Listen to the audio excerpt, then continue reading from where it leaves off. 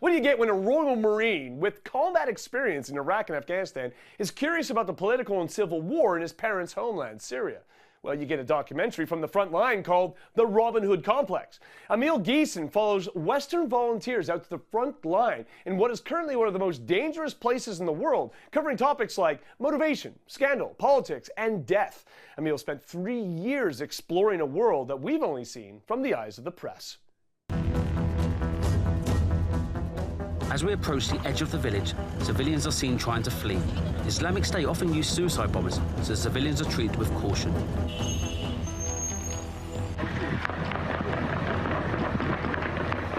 What's going on, Alan? Just sure it's fire over there outside the ground. As the fire increases, I'm told to get back in my vehicle.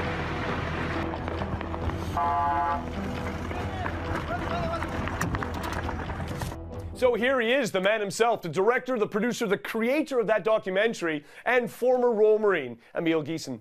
Emile, where did this idea come from?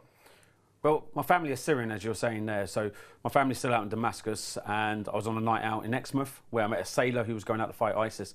So I was speaking to him and I wanted to know why he wanted to go fight ISIS, and my family being in Syria, being an ex-Royal Marine, why I didn't feel the need. So I was intrigued into the humanisation on what motivated this guy. So that's when I decided to buy a camera and go out and film it. Well, that's an interesting idea in itself, is that you've given up a rifle for a camera. I mean, did you find that that was something that rubbed the wrong way maybe when you got out there? No, so I've done several tours of Afghanistan and Iraq, and men who've been in combat who know you're shooting at the enemy, are you really changing the battle or are you changing the political situation? I just felt a camera could tell a story better than actual rifle.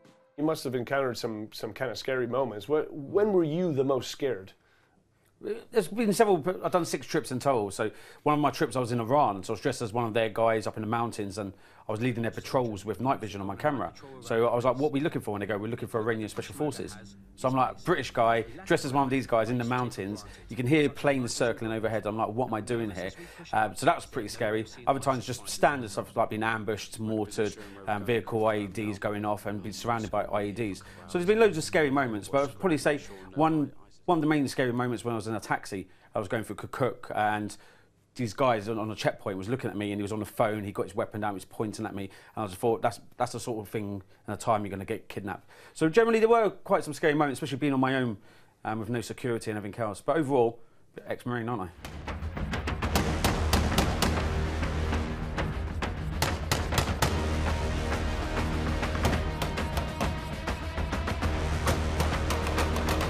Obviously, the entire documentary is about the men that you meet while you're out there. I mean, I watched it last night. Are they cowboys? Are they Walters? Or are there some genuine Vikings out there, some genuine warriors out there who just belong in a war zone? That's the thing, I wanted to focus on the humanisation of these guys. I didn't want it to be another documentary about the war, because that's easy to go there, film people shoot. I wanted to get to the roots of who these guys are and the individuals, so people look at it and go, this is Jim, this is Alan, this is X, Y and Z, so people understand their motives for going there. That was 10 years ago and I'm still not over it. I guess that's why I'm here. Some people would look at it and call them cowboys. Yourself being an ex-Royal Marine, you might say some of their drills are cowboyish. Other people who don't know much about the military would probably want to know humanisation, why that person does this. So I wouldn't say there's warriors, Vikings, or Walter Mitty's or anything else. They're a collective bunch of people, and the way the documentary is filmed is not my opinion coming across to the audience to say, this is what I think of this individual. It's the audience to make their own minds up, and depending on your level of experience and exposure to the military and how military operations. How you feeling, Mike? All right, this is a much better place than yesterday, that's for sure. Just in front of us there is Sinjar Sea. It's a lot bigger than I thought it was, and coalition do airstrikes on there throughout the day, and I can hear fire in the background. To take that city back, it's going to take a lot of men. Did you come face to face with ISIS? Yeah, so when I was in Mosul, they'd caught some prisoners, so they were interviewing them. They wouldn't allow me to film them because the Iraqis wanted to give to Sky News or BBC to pay to interview these guys, and me as a freelancer turning up, doing it all on a shoestring, they wouldn't allow me to actually physically interview them. So I've come face to face with them there. Other times when they've gone to liberate villages, the Kurds, they've pulled out men who they believe are suspected as Islamic State, and people think they're this evil organisation, and they are evil, but the low-level fighters who are in Iraq and Syria, they're just simple peasant men who are just paid a small dollar to go off and shoot people. They don't really understand the politics behind Islamic State, but they are part of that cancer that is Islamic State. You'd go back? Yeah, totally. I'll go back. Yeah, I have no qualms going back. BC Peshmerga. How do you feel, Alan, to be the only British volunteer that's here fighting, liberating cities and towns near Mosul? We'll start again. It's just an honour to be with these guys. Pure honour.